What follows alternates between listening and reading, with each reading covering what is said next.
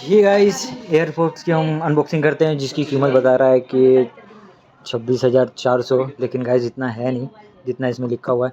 आपको पूरी कीमत मैं बताता हूँ इसका। छोड़ो भाई, इसका अनबॉक्सिंग कर दे। अरे मैं इसको रहने दो, फटाफट से प्लास्टिक फाड़ते हैं। ये है सिल्पेक माल है, सिल्पेक ठीक खुलेगा रे। हाँ खुल गया, खुल गया गाइस, खुल गया।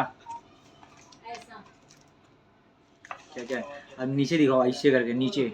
हाँ ये है एयरपोर्ट्स, ये है टाइप सी केबल, मेरा भी फेस लो। ये है टाइप सी केबल, ये है एयरपोर्ट्स। इसकी अनबॉक्सिंग करते हैं, पेयरिंग करते हैं, फिर साउंड देखते हैं कि कैसा आता है।